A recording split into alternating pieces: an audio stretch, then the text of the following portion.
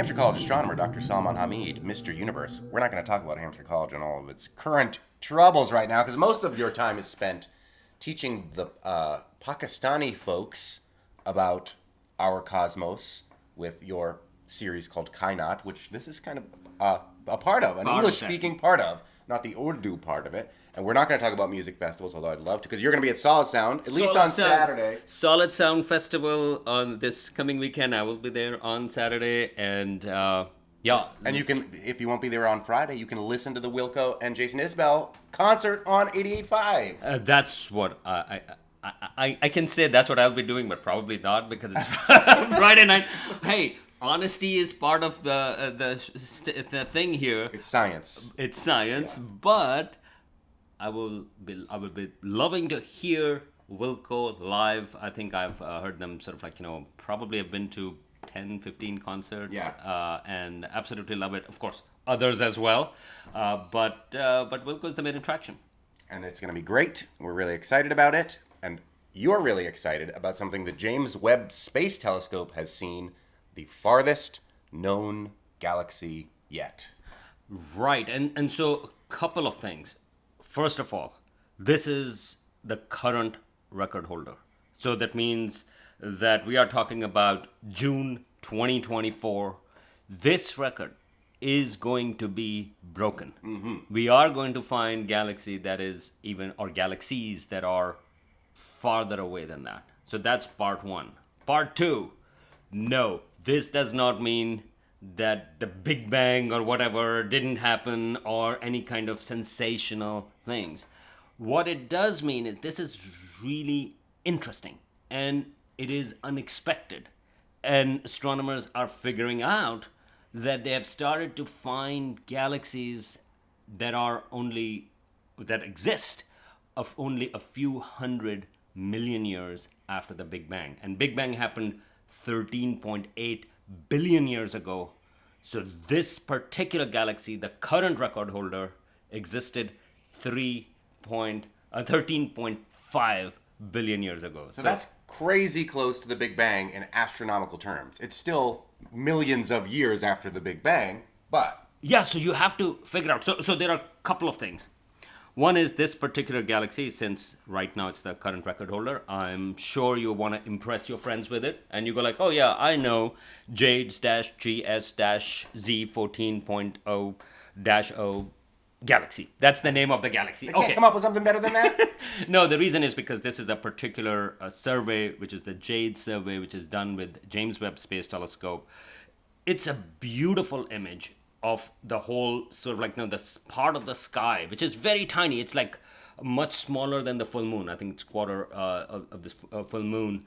And that's where James Webb Space Telescope stared for a long time, and it gathered light from it. And within it, a very tiny speck is this galaxy. So I can show you Monte here, and of course... And you can see too, listener. In your imagination. On the radio, you cannot see it, but so you have an image which has a lot of little smudges.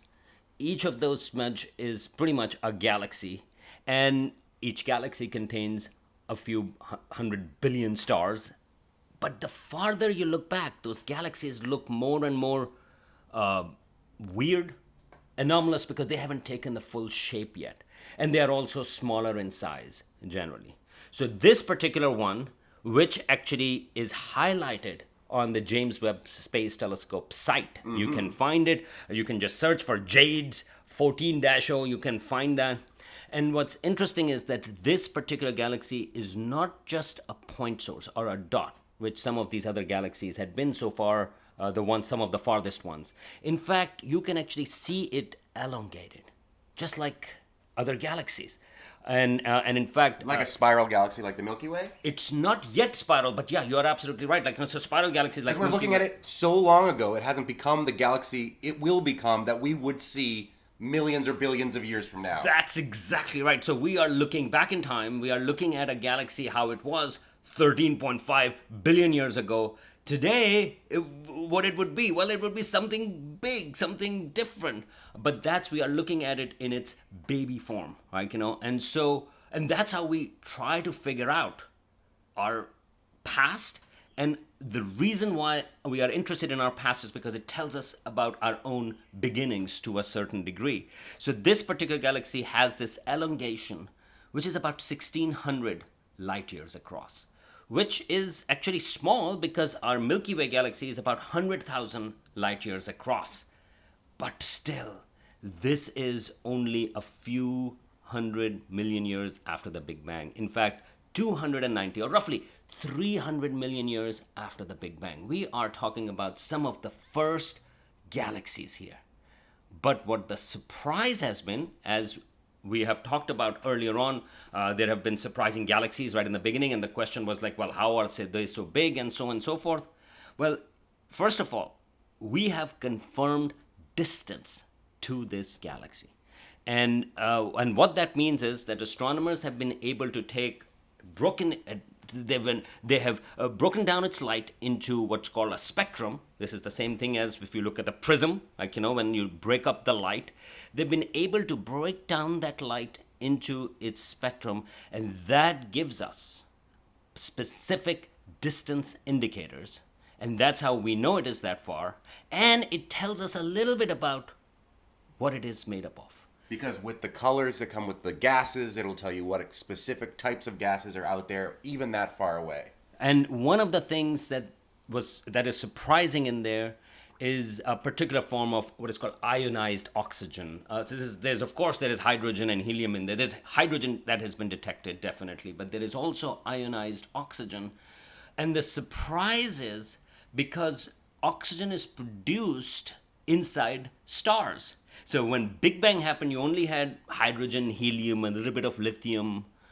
But if you are going to form more sort of like, or what astronomers call heavy metals. Yeah. Like Wilco. Oh, no, wait. They just have heavy metal drummer. That's right. Yeah. Then you need to have stars process hydrogen and helium into other elements. And then those stars have to die in order to spread out in the galaxy. We're made of star stuff. That's exactly because all of those stars died. We live.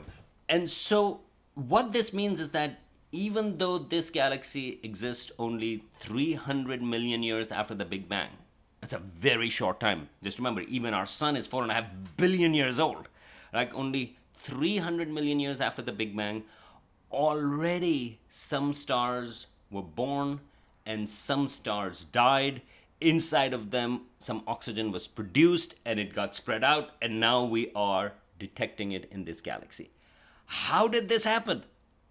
We don't know, right? And that's it's interesting and exciting for astronomers, because now the question comes in, wait a minute, a lot of our models, because we work in terms of, because in astronomy, especially when you are looking at some of the earliest galaxies, you have to figure out, you have to guess a lot of things. And by guess, it doesn't mean, hey, I think the galaxy is going to be like this, but rather there are certain models that you fit. You try to see, okay, well, this is how galaxies might have evolved.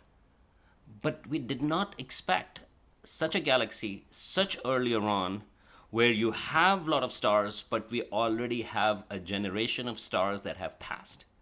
And so that's a puzzle. Astronomers will have to revise sort of like, these models, and they will have to figure it out. Well, it's one of those things. It did happen. Now we have to figure out how it happened. Our models can be wrong, but that's the universe you have. You don't go like, the universe better change. No, universe cannot change. This is what we observe. It's the models that change. And this is where we are also pretty sure, because this is just one deep image from James Webb Space Telescope.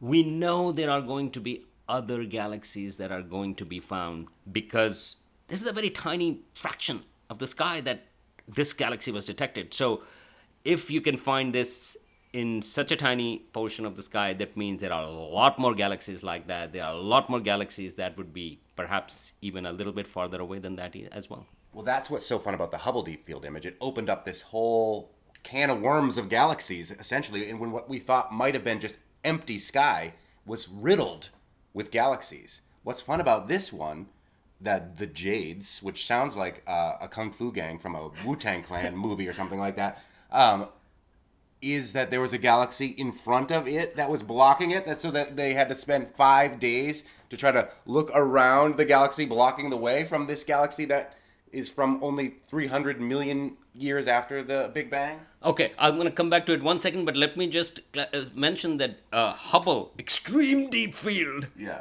is actually part of this image too. Oh, cool. Because they are building up on the Hubble Deep Field, because there is a lot of work and there are a lot of interesting targets that were identified from there. And Hubble uses a different part of the light spectrum too, right? That's exactly right. So James Webb Space Telescope was explicitly designed to look farther away than Hubble. Because of expansion of the universe, the light stretches out, it goes into the infrared, and James Webb Space Telescope works in the infrared. So by the way, when we are talking about all these images, well, this is not what I will see. This is in the infrared, and we give artificial colors to that.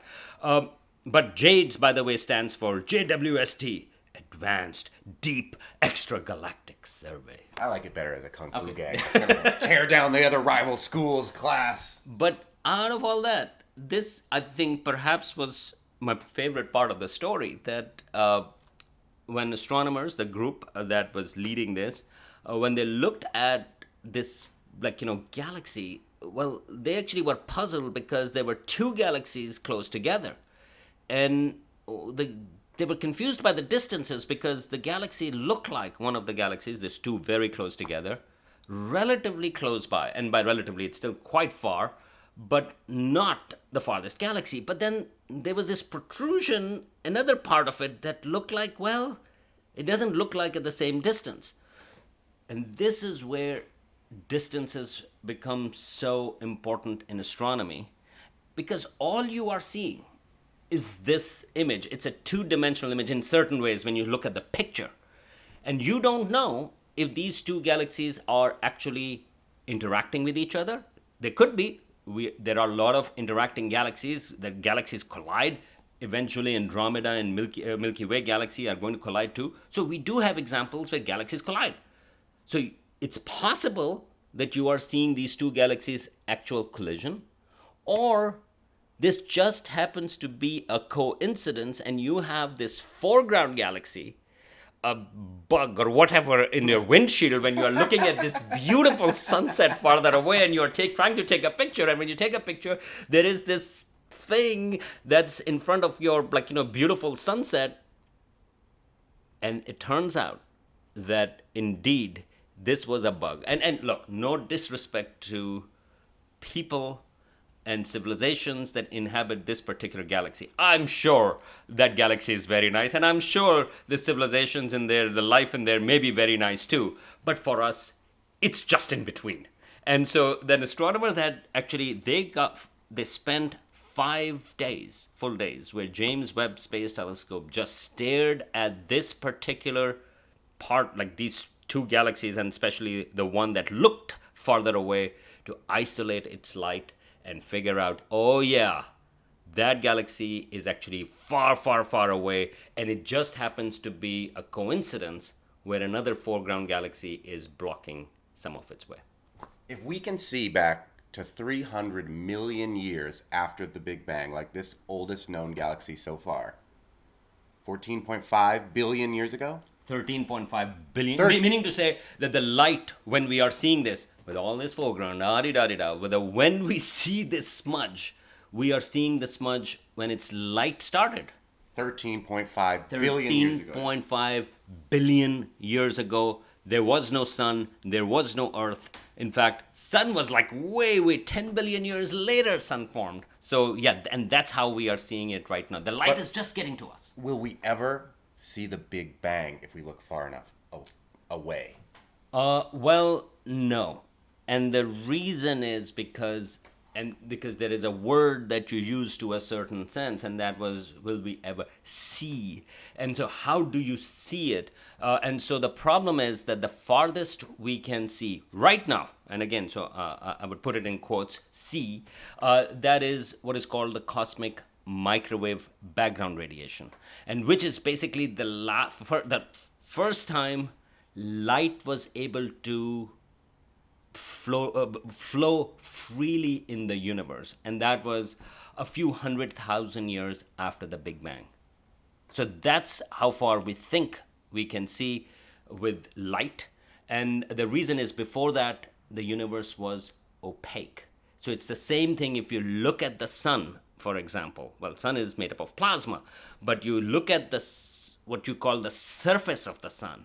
Well, all the light that you are seeing from the surface of the sun is from where it becomes less opaque. Behind that, it's just opaque because the light cannot escape from it. The density is so high that even the light photons hit each other. But at the photosphere, or at the sort of like the surface, what we would call, that's where the light starts to flow. We can see it, and it goes from it and comes to the earth. In the same way, the universe was opaque for a few 100,000 years. And then there is a period of time around, you can say 300,000 years after the Big Bang, where the universe became transparent enough that the photons could freely travel. And this was a big prediction of the Big Bang model. Big Bang model predicted that earlier on, if the Big Bang model is correct, universe would be very, very dense. And then as it is expanding, which we know the universe is expanding, as it is expanding, eventually the universe will have a light freely flowing through it.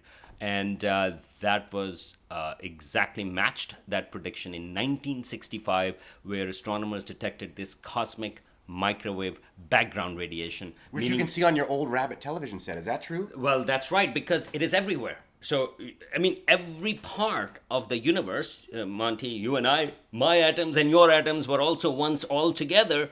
In fact, they were not even atoms at the time. And so that background light is everywhere, which was part of the Big Bang, and or when it started to freely flowing. So we might not ever see the Big Bang, but the Big Bang is everywhere all the time. That is right. We are all part of the Big Bang. Yeah, that is the whole thing, that we are all part of the Big Bang. You cannot point to a direction and say, Big Bang happened there. Big Bang happened everywhere. Every single point was part of that. And so, but the farthest you can see, I know, I get what your question is coming from, because in some ways, astronomy allows you to look in the past. And so if we can see 300 million years after the Big Bang, why cannot we see 1 minute after the Big Bang? And the reason why we cannot see 1 minute after the Big Bang is because universe was opaque. And universe was opaque until, meaning to say everything. You are just inside of it, if you think about that. But the light cannot escape. The photons, as soon as they start to run, they get absorbed by another element or another particle and something like that. So it does not allow it to freely flow. The first time they start to freely flow is few 100,000 years after the Big Bang. So in terms of light, there is a limit. But that prediction itself was the prediction from the Big Bang model, which was confirmed in 1965, Nobel Prize in, I think, in 1977 or something like that, Arno Penzias and Robert Wilson. And but there is, we don't want to get into that whole sideline, but there are also particles called neutrinos, which are not light waves, but we can also detect neutrinos. We think those can escape much denser areas, so that can push it back a little. So we may be able to see conditions of what was early universe was in neutrino universe, but we haven't been able to detect that neutrino background yet. It's all part of a neutrino breakfast.